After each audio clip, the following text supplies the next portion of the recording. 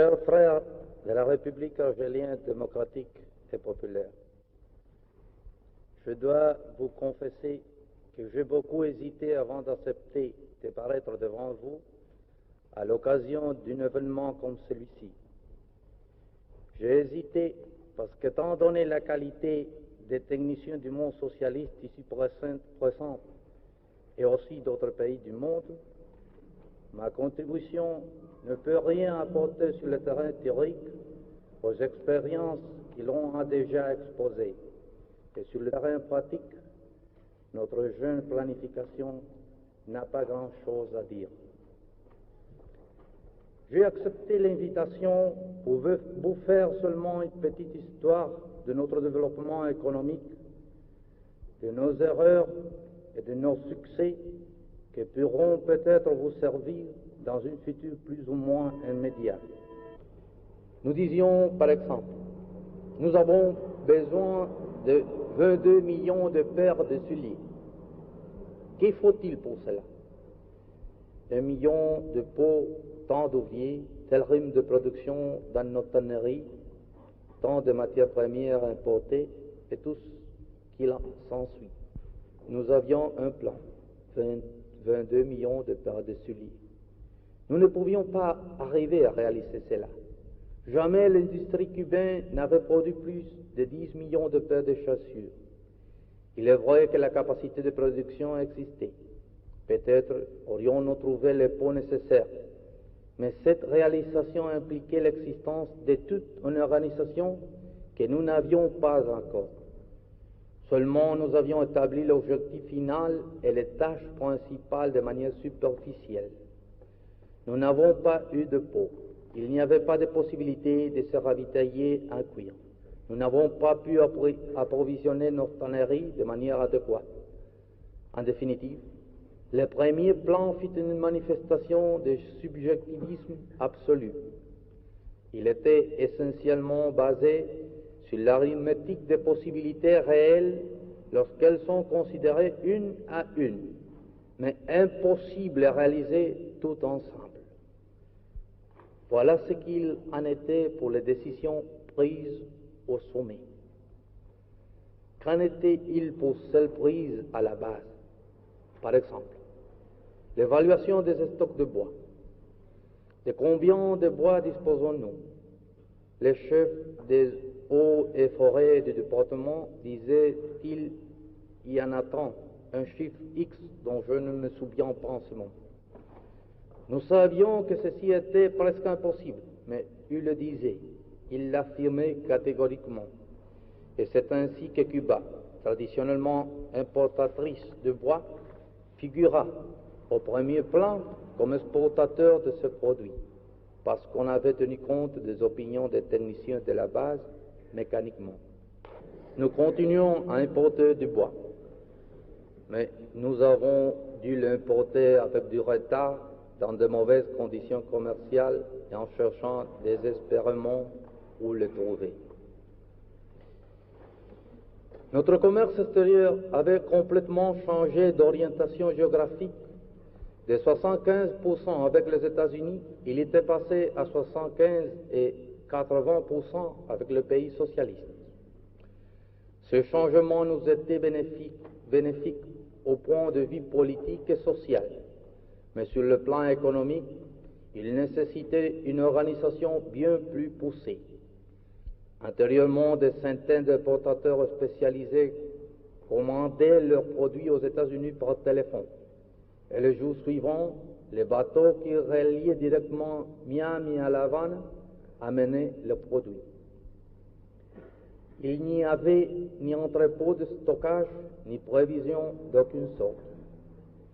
Tout cet appareil, sauf les techniciens ennemis du gouvernement, dut donc être absorbé par ce qui fut d'abord la Banque du commerce extérieur de Cuba avant de devenir le ministère du commerce extérieur. Vive la République algérienne démocratique et populaire et son gouvernement révolutionnaire.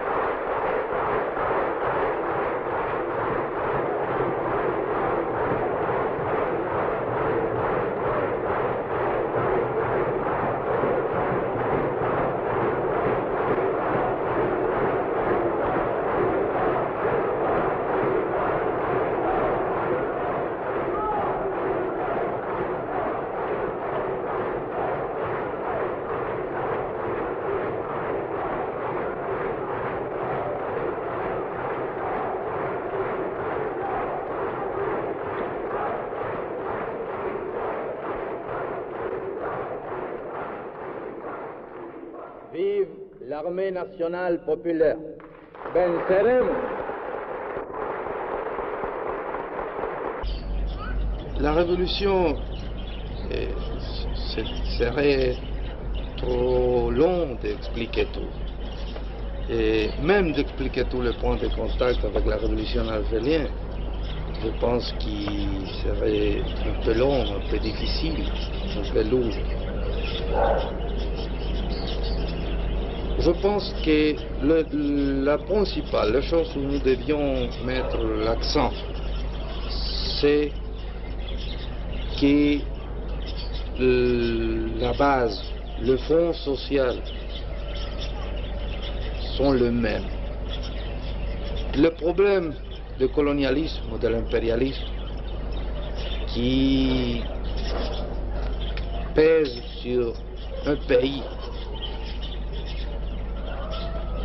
oblige à ce pays à prendre des mesures pour lutter pour sa liberté. L'impérialisme, plus ou moins, prend les mêmes contre-mesures. C'est pour ça que, malgré toutes les différences qu'il y a entre les deux peuples, les régions géographiques où ils sont placés, il y a une ressemblance plus ou moins grande, au fond. Et c'est pour ça, je pense, que nous pouvons nous entendre si bien. Et je pense que l'amitié, si grande et chaque fois si profond qu'il y a entre notre deux peuples, il se doit précisément à que nous pouvons nous connaître très bien, connaître notre propre pensée, notre idéal, notre besoin et connaître aussi nos ennemis qui, au fond, sont communs. Et je pense que ça, c'est là la chose importante. De ces connaissances, notre deux peuples ont extrait les conditions pour approfondir l'amitié. Et chaque fois qu'une mesure se prend à un pays ou à un autre pays, l'autre le comprend bien et est immédiatement disposé à l'appuyer, parce qu'il comprend qu'il répond à des besoins profonds.